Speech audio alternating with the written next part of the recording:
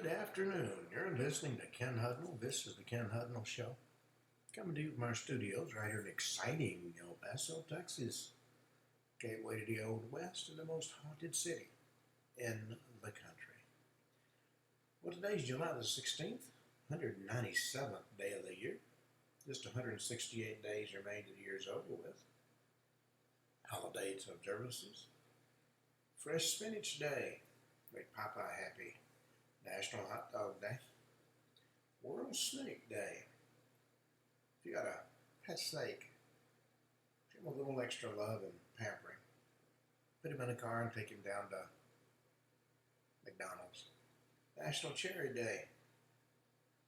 National Atomic Veterans Day. Dedicated to those individuals who served witnessing historic events with lasting impact.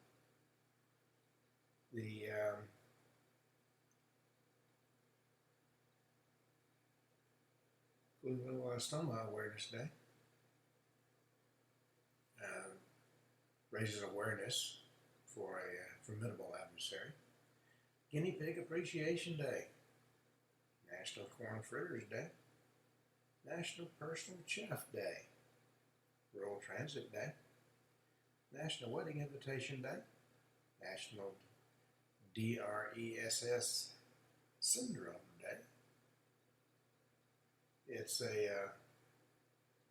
known as the DRESS syndrome, or drug reaction with eosinophilia and systemic symptoms. It's a rare and serious reaction to certain medicines. And it begins slowly, between 2 and 6 weeks after starting a drug. Fever and rash often emerge first. And you get swelling in the face and abnormal blood counts.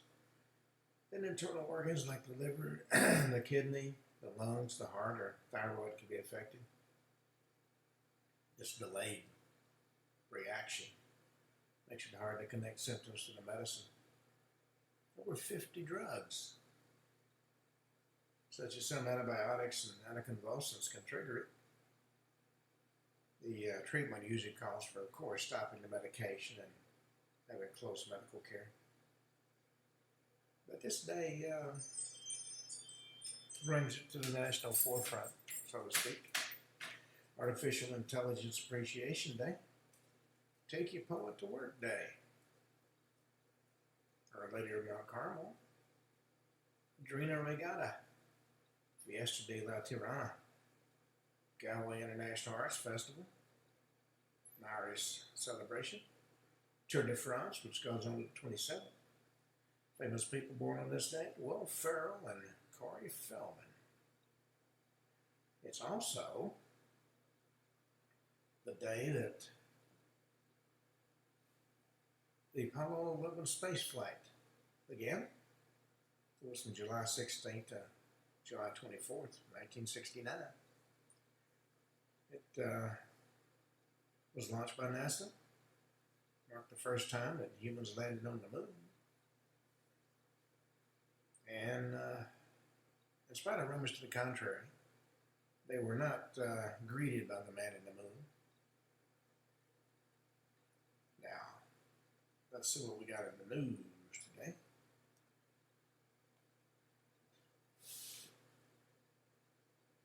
Officials flag surprising revelations from deep state department cuts. Officials defend 3,000 job cuts after discovering mind-boggling inefficiencies, including dozens of HR and offices and 50-layer approval processes. They were going to trim the agency of the biggest reorganization since the Cold War. But amazingly enough, they couldn't get a legitimate, accurate headcount of employees. One senior State Department official said it took us 3 months to get a list of people who actually work in the building. They couldn't tell you how many people work there. As a taxpayer, that's kind of scary. And as a public servant, it's amazing. We don't even know how many employees we have. That's a national security agency, for God's sakes. Well, they're going to trim 3,000 people. About half of those people took a voluntary buyout. The other half were shown the door. Well, Gavin Newsom confronted Joe Rogan. Rogan has some tough questions on the pandemic record. Newsom admitted outdoor closures were a mistake as state prepares objective review of this COVID response. And it said he even dropped the F-bomb in regard to some of questions.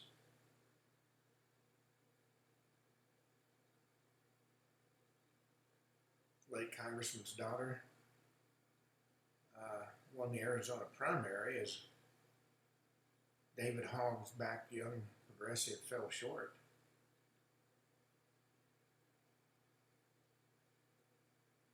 She was the daughter of late Democratic Representative Raul Grijalva of Arizona.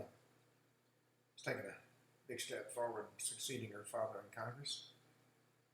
Former Pima County Supervisor Adelita Grijalva won the Democratic Party primary in Arizona's 7th Congressional District. She convincingly topped 4 other candidates in what's been described as a heavily blue district, which stretches from Tucson to Yuma, includes almost the entire length of the state's southern border with Mexico. She is 54 years old, enjoyed the backing of some of the state's top Democrats.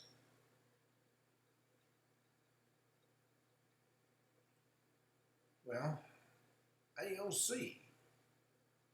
You know, I've never seen a photo of her. Her mouth wasn't open. It's just amazing. She hosted a DC breakfast around the Democrats to support Zoran Mamdani after he won the Democratic primary in New York City, running for mayor.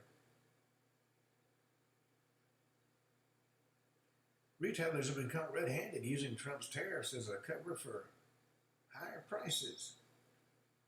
Polls show 52% of voters agree with President Trump that corporations should bear the burden of tariff-related costs.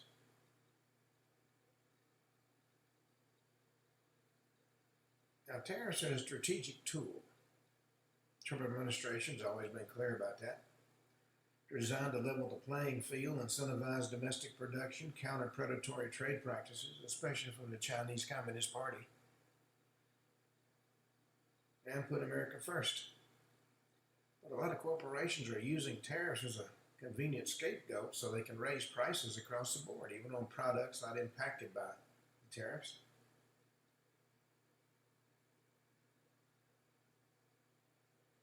Some retailers are raising prices on products and refusing to eat the increase despite the White House urging.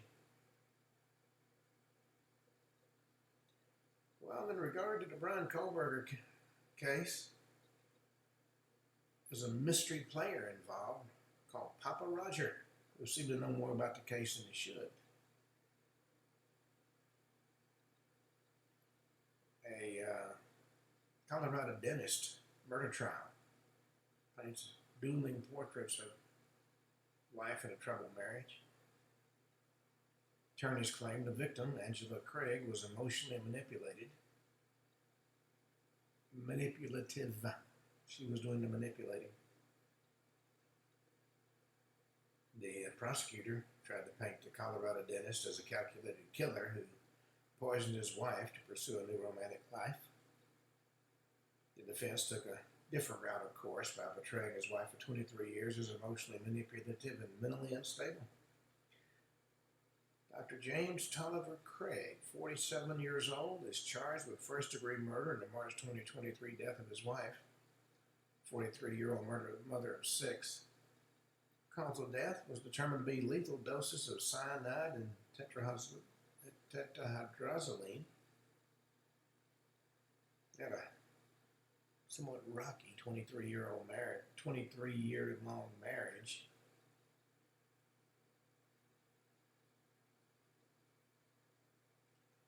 Well, a surprising substance has been shown to be the key to longer living. Magic mushrooms. Dramatically extended lifespan in mice and reverse visible aging signs. But in spite of that, more research is needed. Psilocybin, also known as magic mushrooms, is the miraculous substance. Researchers at the Emory University Department of Medicine in Atlanta, Georgia, discovered this substance extended cellular lifespan and improved survival in aged mice. Well, Prince Harry and King Charles have come together to try to work out their issues, leaving Prince William out of the reconciliation.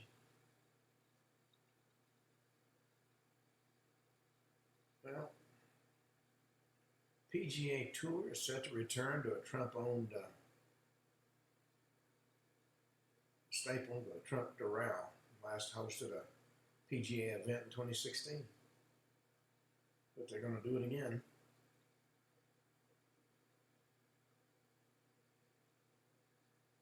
The Trump Doral is in Miami, Florida.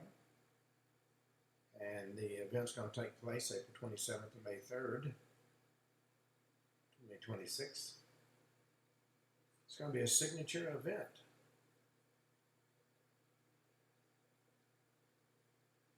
And the Trump's the owner of the Doral Resort.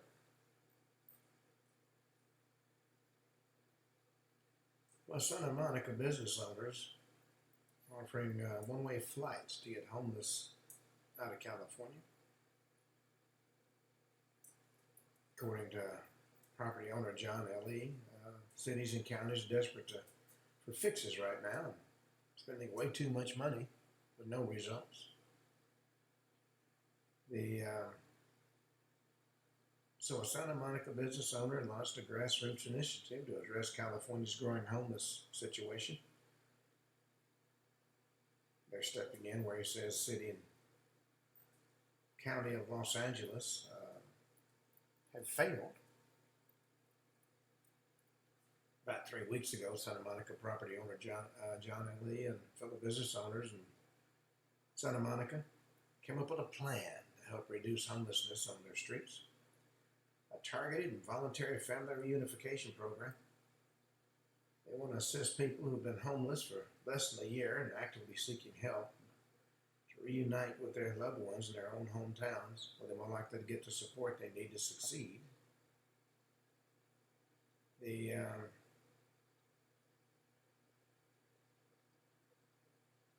It's known as the Santa Monica Coalition. Now, of course, in response, Mayor of LA is going to offer money to any undocumented immigrants who want to come there.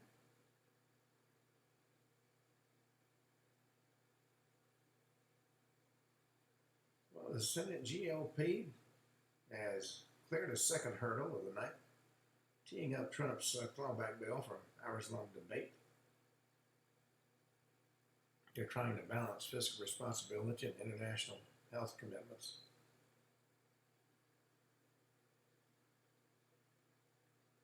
Lawmakers now go back and forth through 10 hours of debate on the bill. Senate Democrats are expected to lead time and slam the legislation for its cuts to foreign aid and public broadcasting funding. We got money, let's spend it, has always been the Democratic philosophy. Well, they're still investigating whether or not Joe Biden knew what the hell was going on during his 4 years in office. Longtime Joe Biden aide has been subpoenaed to appear. He's going to come to Congress do a deposition. But Anthony Bernal is the second person subpoenaed in Representative James Comer's probe, but there's no sign he'll actually appear. He was former assistant to the president and senior advisor to the First Lady. He was compelled for July 16th closed-door deposition after missing a previously agreed-upon interview date last month.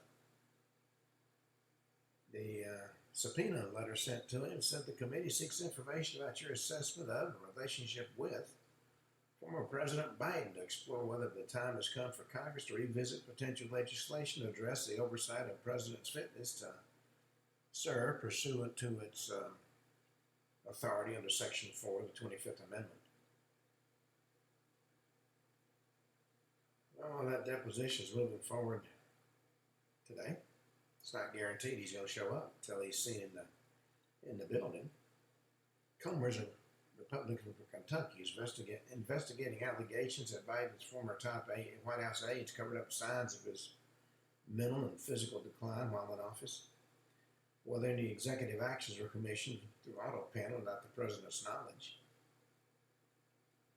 Well, the book by CNN anchor Jake Tapper and Access political correspondent Alex Thompson, called Original Sin, positions Bernal as a fiercely protective aide who was dubbed a leader of the loyalty police by other former Biden staffers. So we'll see if he shows up and actually testifies, unlike the doctor who took the fifth every chance he got.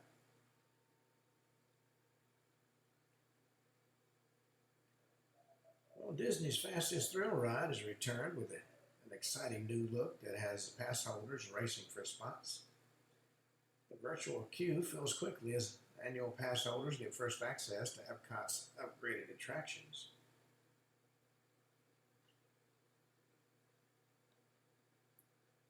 The ride, presented by General Motors, has been in the park for 26 years.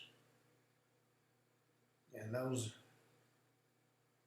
trying to get on the ride will be in cars that get up to speeds of 65 miles an hour.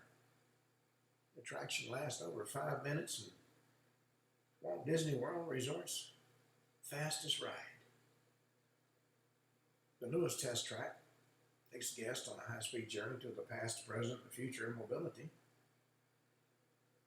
Showcase GM's 100-plus years of innovation. It features real-world technology like electric vehicles and advanced driver assistance systems, along with a vision of what's next. You never can tell what you're going to find.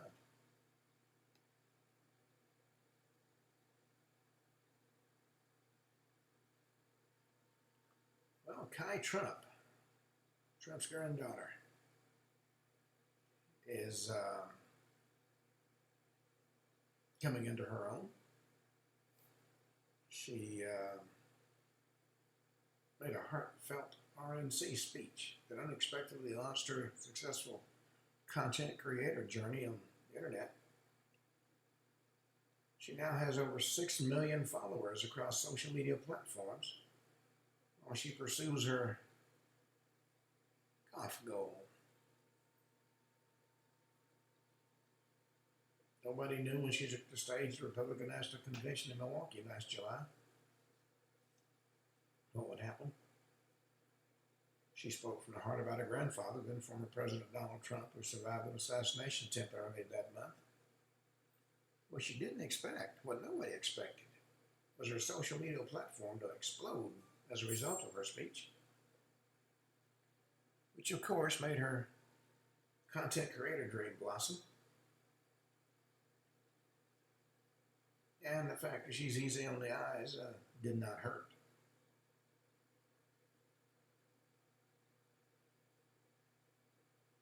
Well, Fox News lands a licensing deal with popular Ruthless podcast as part of an expansion of new media.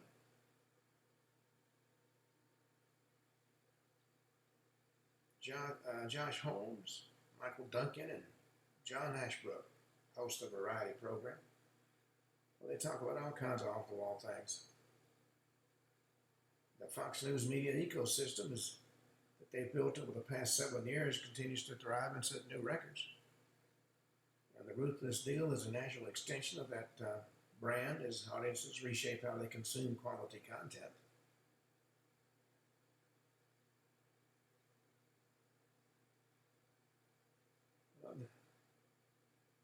There's a new bar trend.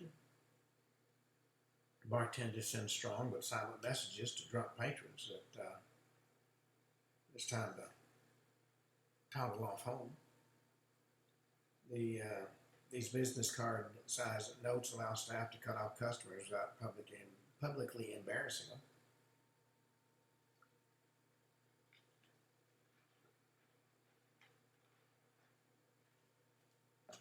They give out these cards that say you've been cut off, letting patrons know they won't be served any more alcohol. Some get upset, some just leave. Well, there's a lot of dorm essentials available on Amazon for less than 20 bucks. Shower shoes, storage solutions, backpacks. I mean, going to college can be an exciting time. Students are getting ready to start a whole new chapter in their lives. And when I went to college, I had to figure out how to do everything for myself. I now have 5 degrees, and all of them in 50 cents to get me a cup of coffee on a good day. Now, Chip and Joanna Gaines' Magnolia Network is facing backlash. It puts the home renovation star, Chip Gaines, in the hot seat. They got a show called Back to the Frontier. Came under fire for inclusion of same-sex couples. They were criticized last weekend after Chip promoted the new series, which featured 3 families living like pioneers. People flooded his post promoting the show with frustrations over a same-sex couple being cast as one of 3 couples on the reality series. And let's face it, same-sex couples, gays in general, or the LGBTQ population, is about 0.03 of the population. And yet they seem to get the front seat of everything. Well, Whoopi Goldberg and the View hosts have lashed out at his lordship, the great God Obama, for scolding the Democrats. They also included Mark Cuban in their scolding. According to Whoopi, Obama and Mark Cuban are pointing the finger at the wrong people. The cause of all the evil in the world is Donald Trump, according to her.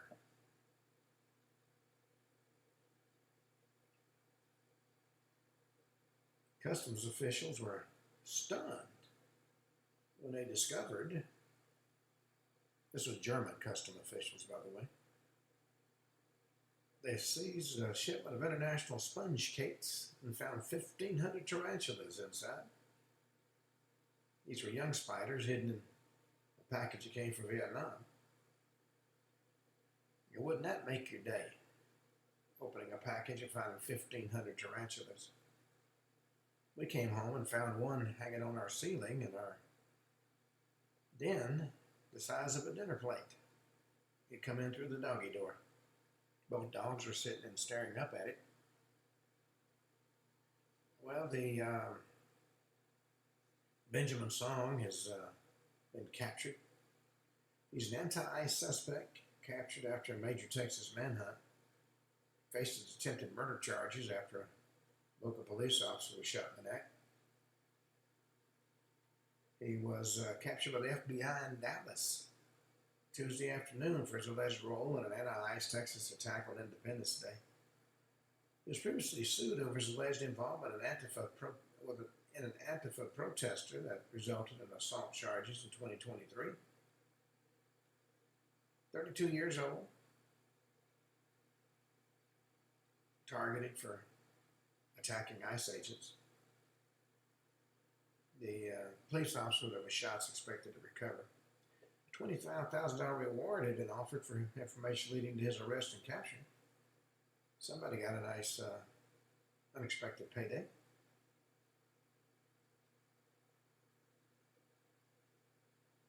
Well, former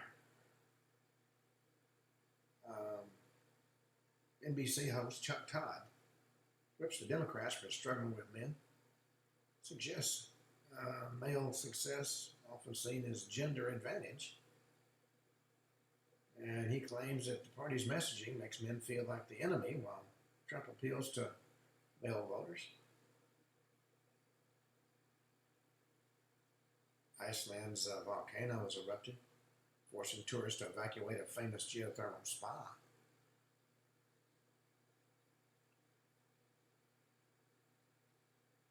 Let's see. A teen laying on a beach was run over by a truck while sunbathing on the beach. A private company was conducting a coastal survey involved in the Oak Island incident, sent a 15-year-old to the hospital, and social media pointed to it being part of the Oak Island Public Safety Organization. And they're trying to get the truth out. It was a survey truck. She was sunbathing and the truck ran over her legs.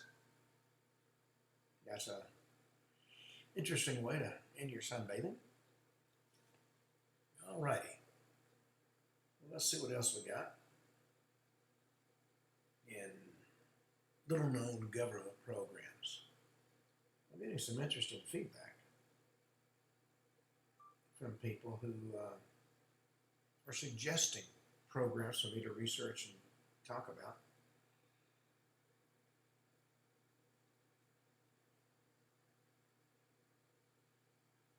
Okay.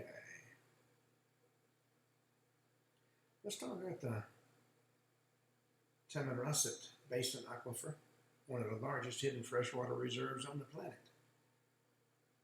that nobody talks about. Now, it's beneath one of the most extreme and inhospitable environments on the planet. It's under the sands of the Sahara Desert.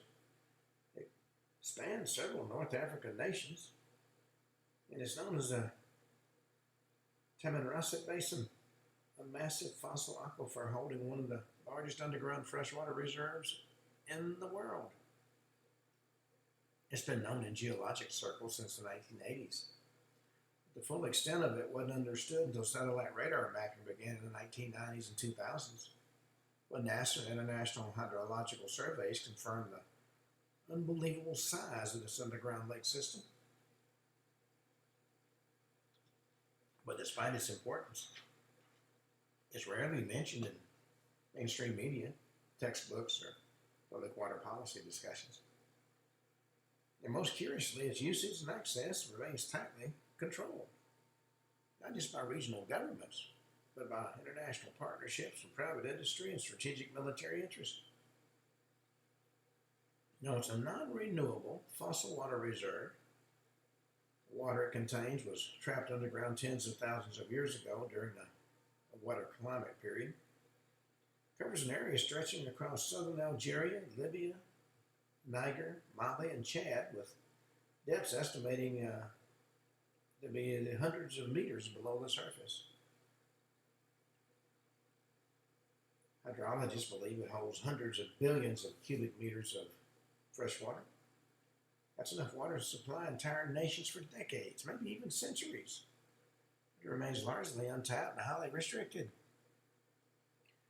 And while traditional drilling and geologic surveys hinted at water beneath the Sahara since colonial times, the full scale of the system was international scientific collaborations. NASA's Shuttle Radar Topography mission in 2000 revealed ancient river channels beneath the desert surface, suggesting a once thriving hydrological system. European Space Agency satellites helped model the depth and spread of the aquifer using radar altimetry and gravity field data. And French and Algerian geologists collaborated to publish hydrological models in the 1990s showing the interconnected nature of the Saharan aquifers, including the Merzouk,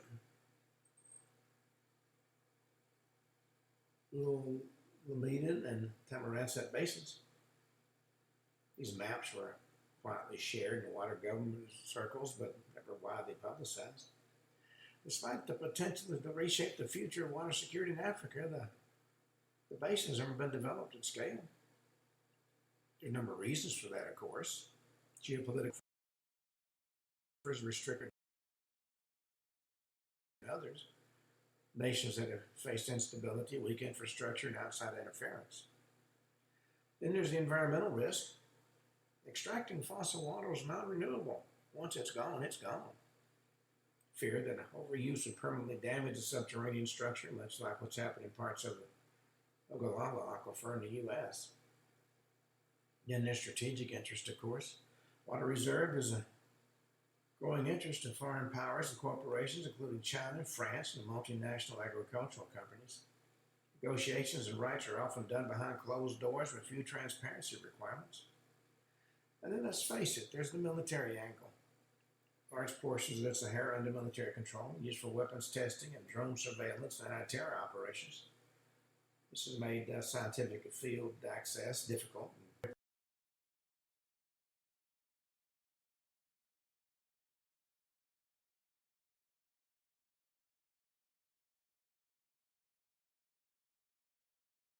Of course, in the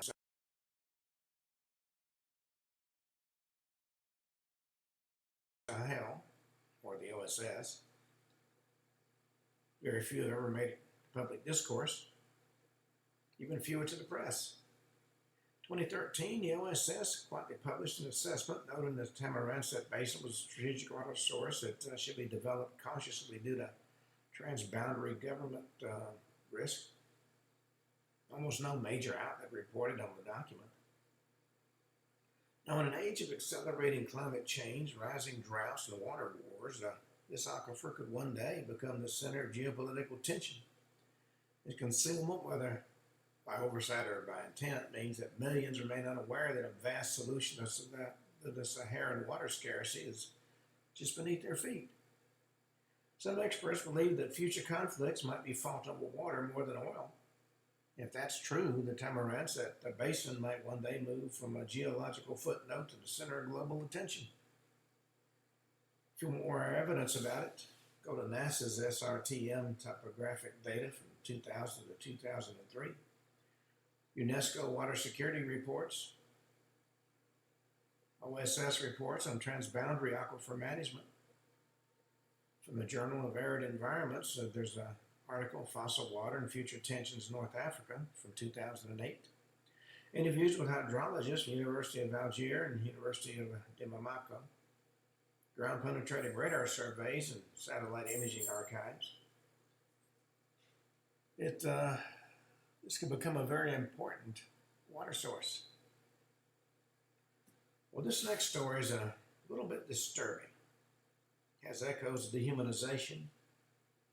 Comes out of folklore and adds and overlooked archives. It's known as the Gator bait files. Now, one of the most grotesque and little-known allegations from the Jim Crow and post-slavery era is the claim that black infants are used as bait to lure alligators from the swamps in the American South, particularly in Florida and Louisiana. For decades, this claim is dismissed as racist folklore. But surprisingly, over time, investigators and historians and journalists have uncovered evidence suggesting this wasn't just a slur, but in actuality, a chilling reality. Now, the term gator bait became a racial slur by the early 20th century, appeared in minstrel shows and cartoons and consumer ads. But that idea didn't come out of nowhere. There are actually news clippings and written records that hint at real events behind the phrase. 1908, the Washington Times ran an article describing alligator hunters in Florida allegedly used black children as live bait. This piece recounts how these hunters would catch babies and put them where gators are known to be, tying them up to lure the animals in. Now, this article was disturbingly casual about the idea, stating there was a practice among certain alligator hunters. That same year, Tampa Bay Times had a similar story in which a local hunter admitted to borrowing children for bait. He made the comment that colored babies are in high demand. And though brief, these articles weren't presented as satire or metaphor. They were reported in a very matter-of-fact manner with no apparent moral outrage. Now, this disturbing theme also appeared in early 1900s memorabilia. Postcards and ads, dozens of collectible postcards from the era show cartoonish depictions of Black babies being dangled over swamps, chased by alligators, or left near water, labeled as gator bait. It was one satire. It was sold as humorous keepsakes. And in the sheet music covers and vaudeville acts, including references to gator bait, reinforcing the normalization of the term in American pop culture. These artifacts were later collected and analyzed by institutions like the Jim Crow Museum of Racist Memorabilia at Ferris State University, which now preserves them as educational tools. And lest you feel that I'm in favor of something like this, let me tell you. Taking the position to a senior Southern judge that blacks are entitled to legal representation cost me a career. I was informed I was a traitor to my race and I didn't need to be practicing. Now, some of the most haunting testimony comes from descendants of the enslaved and black communities in the Deep South. The Federal Writers Project did a lot of interviews in the 1930s, and part of the WPA Slave Narrative Archive contains scattered stories referencing children being fed to the gators or taken into the swamps and never seen again. Modern times, elders in certain rural black communities in Louisiana and Mississippi recall being warned not to play near certain swamps because they used to throw babies in there for bait. While these accounts vary in clarity, of course, the common thread is chilling. Something happened near these waters that still haunts the memory. And most mainstream historians walk carefully around this subject due to a lack of centralized official records, but some have gone on record. Dr. David Pilgrim, curator of the Jim Crow Museum, has acknowledged that while the extent of the practice is unknown, the term and the imagery reflect real dehumanization. It's not unreasonable to believe some people actually did it. Historian Sylvia Frey noted in Water from the Rock that the extreme symbolic forms of violence against black bodies were uncommon, and even the most grotesque stories deserve scrutiny. I remember growing up in the Deep South, hearing all kinds of stories about different ways that blacks were dehumanized. Now, the question becomes, was this sanctioned dehumanization or systemic? Now, there's no evidence the U.S. government or the military sanctioned the use of children as bait, but local police records and investigations are virtually non-existent from missing black children during the Jim Crow era. And if these atrocities occurred, they'd have been ignored or covered up. Enslaved and poor black families had no legal recourse, and a lot of communities didn't report missing children due to fear or lack of faith in the judicial system. And my experience, the judicial system was extremely anti-black. In fact, anti-minority. I had a senior judge take me to lunch. This was a man so powerful he could appoint governors. And he said, you have to understand. Because we were talking about the future of my career as an attorney. He said, you're good. You're very good. You just have one problem. You don't understand what color you are. And I said, well, what exactly do you mean by that, Judge? He said, you have to understand. And I'm going to use the language he used to me. He says, niggers, pigs, and queers do not need to own property. They just are holding it for them. We're ready to take it. And he said, you need to get out of that case you're in and let a member of our group take over his representation so we can get the property. Well, I didn't agree. I'd given my word and I'd taken their money to represent them. I won the case and lost a career. Alligator hunting was big business in the South. Hides were sold for luxury goods and belts and boots, and human bait produced results that might have been quietly justified by a few as an expedient. Now, why is this not much mentioned? Well, taboo and disbelief, the idea is so horrifying it often is dismissed as impossible. I assure you, it is not impossible. Then there's racial gaslighting. Some white historians and critics call it a myth or an exaggeration despite growing documentation. Then there's archival erasure, of course. Any records that might have existed that confirmed it, or likely destroyed, or even never recorded. But there are still echoes that remain in headlines and images and memories and artifacts.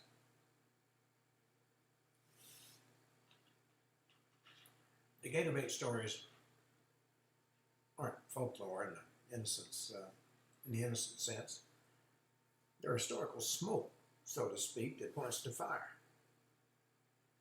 Even if it wasn't widespread, the fact that any child might have been used this way, and that culture found it funny enough to turn it into postcards and sheet music, talks volumes about that era. It wasn't just about racism, about total dehumanization. And that's something history just cannot afford to sanitize. Well, from Gator bait, let's talk about psychic spies. Telepathic warfare, remote viewing experiments, and a Cold War mind race, which has been locked up in classified files for decades. Now, in the Cold War shadow, a lot of strange things took place. There was a shadow war between the U.S. and Soviet Union. Intelligence wasn't just about missiles or satellites, it was about the mind. U.S. launched Project Stargate, aimed at developing psychic spies through remote viewing. Soviets had their own mysterious, ambitious version, the psychotronic weapons program. Early as the 1960s, the USSR began investigating telepathy, mind projection, and bioenergetics as potential tools of warfare. The idea was to weaponize consciousness itself, to spy, control, and possibly even kill from a distance. These weren't just theoretical interests. The Soviet funding for these programs ran into tens of millions of rubles and spanned decades. Now, little was known in the West during the Cold War about these programs. But things began to change after the fall of the USSR. 2001, Russian investigative journalist Igor Vinokurov obtained access to several previously classified Soviet scientific journals, especially those published under the Academy of Sciences and USSR Ministry of Defense. And there were a number of shocking references to experiments with remote influence on biological systems, psychic communication between separate individuals, mental control over machinery, and attempts to detect enemy locations through extrasensory perception. Now, we've proven that it's possible for human minds to interact with machinery. There's a lot of programs that have been talked about where stroke victims have been able to operate their computers with their minds. Now, one such document that he described a program out of the Moscow-based Institute of Brain Research that tested whether soldiers could disrupt the thoughts of enemy agents. Another reference to use of torsion fields, a controversial theoretical energy field, as a carrier for psychic transmission. 1991, U.S. News and World Report published a short piece referencing a Soviet mind warfare research project. 1995, the Washington Post quoted CIA insiders as saying, "We always assumed the Soviets were ahead of us in psychic warfare." Now, in Soviet culture, hints of the program appeared in unexpected places. There was a 1983 Soviet sci-fi novel, The Mirror of Time, portrayed a military program based on psychic detection and energy projection, which it was believed was inspired by real programs.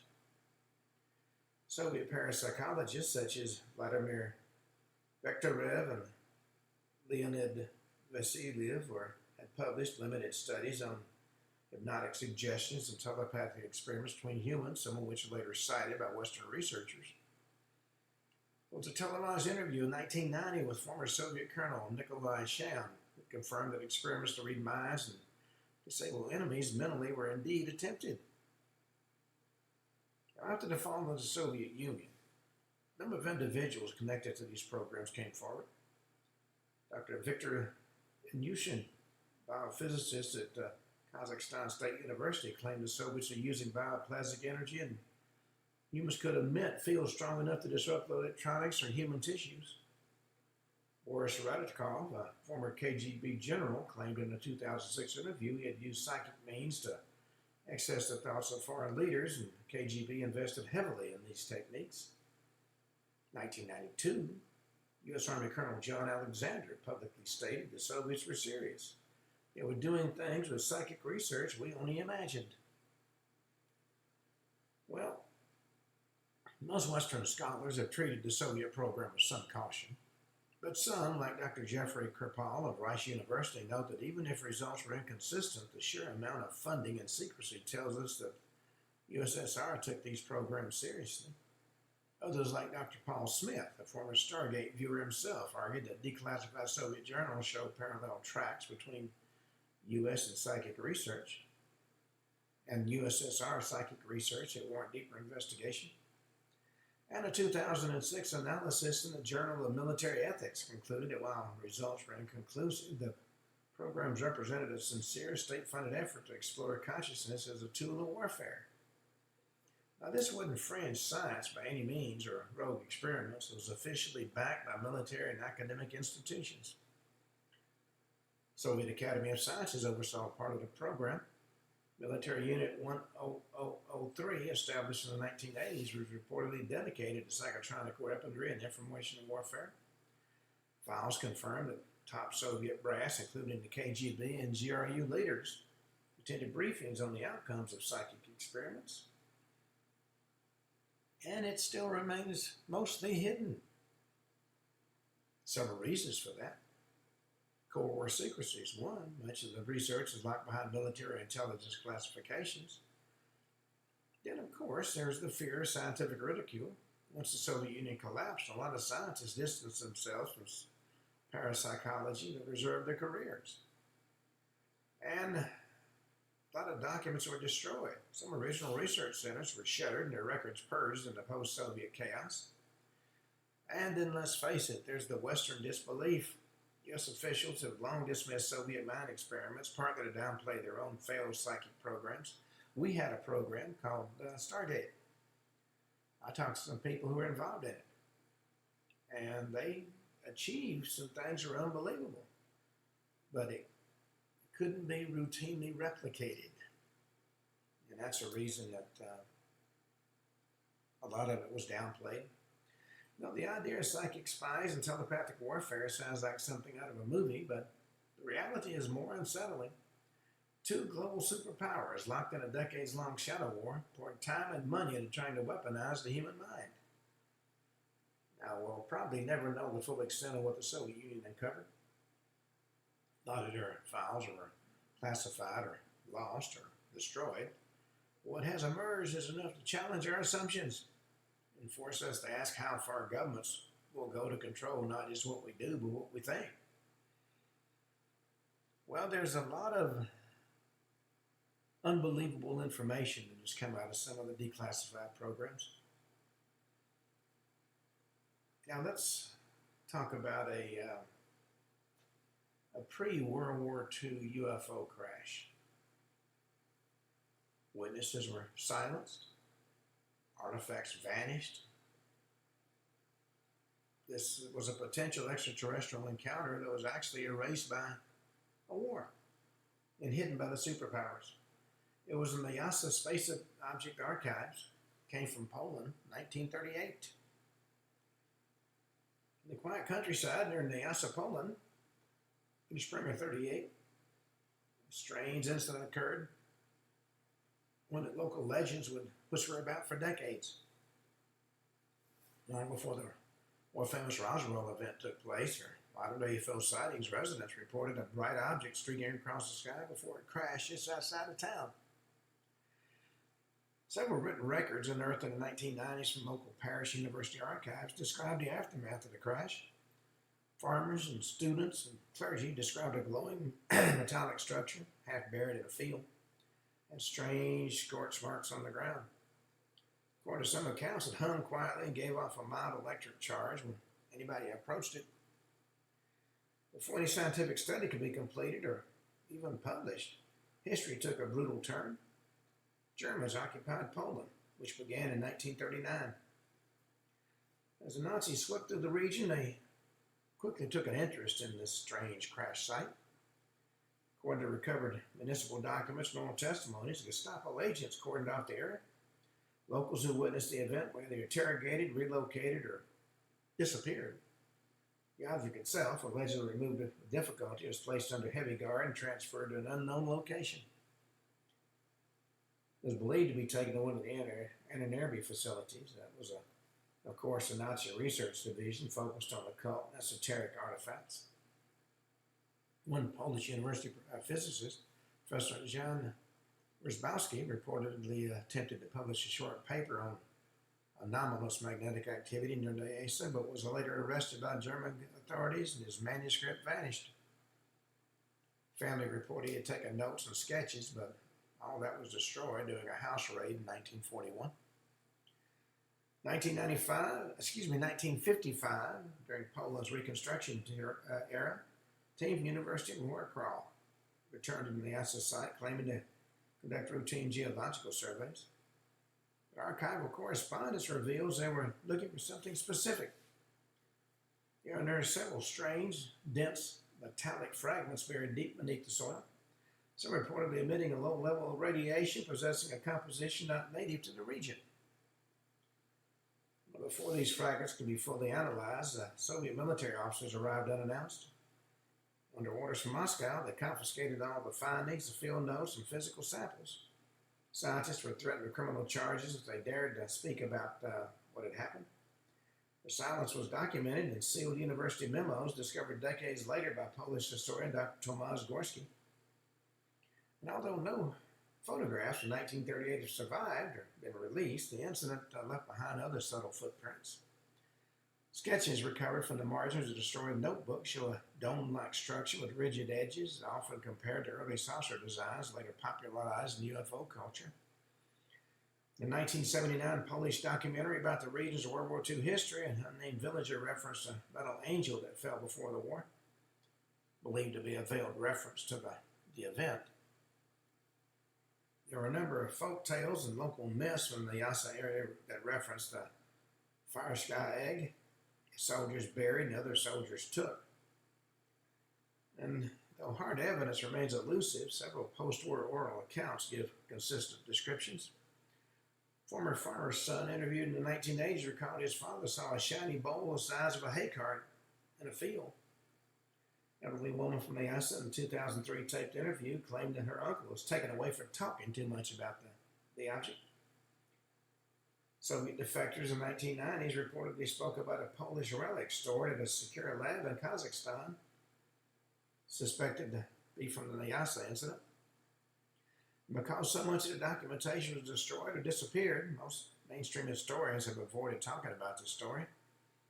But Dr. Robert Lesniak, a Polish-American researcher, argues in Forgotten Files of Occupied Europe that the timeline and evidence suggest a deliberate military effort to bury something anomalous before it can become alter public perception. In 2011, a declassified Soviet engineering report talks about recovered non-ballistic alloys, referenced to unsourced 1938 find in Eastern Europe. Though the location wasn't mentioned, cross-referencing Polish academic logs make Nysa the likely source.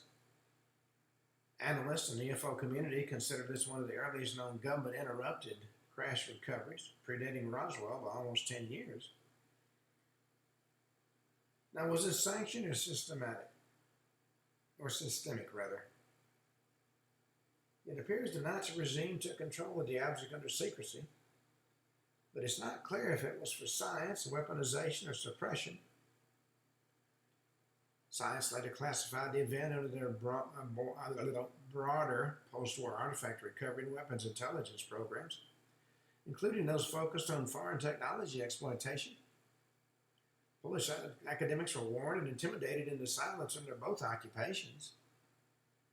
The incident may not have been a coordinated multinational cover-up at first, but by the end of World War II, both Axis and Soviet powers had a vested interest in hiding whatever happened at Nysa. Now you might ask why it still remains hidden. modern times. Well, there's no surviving artifact. All known physical and material was confiscated and or destroyed. It may still exist, but we don't know where it is. And then there were two occupations. Both the Nazis and the Soviets had every reason to suppress unexplained anomalies, especially those with possible military implications. And then there's an archival blackout. Researchers tried to revisit the case in the 60s and 70s, reported sealed records are being stonewalled by Polish authorities. And then, of course, there's always the fear of ridicule. Among academics, connecting UFOs to historical events often incites professional dismissal, even if the evidence is compelling. Now, was the Nysa crash a meteor? Was it a very early foreign spy drone or early contact with something not of this world? Without the artifact, it's hard to know. And we may never know the full truth, but the timeline, the testimonies, and decades of government silence point to something very real, something powerful enough to survive the chaos of war and remain buried in the layers of secrecy to this day. And sometimes the most extraordinary events aren't dismissed simply because they're false. They're dismissed because they're too disruptive to be allowed into discussed history. Well, on that note, we come to the end of today's show. We'll be back tomorrow and talk about more forbidden secrets. Till then, this is Ken Hudnall for the Ken Hudnall Show, saying have a truly great evening.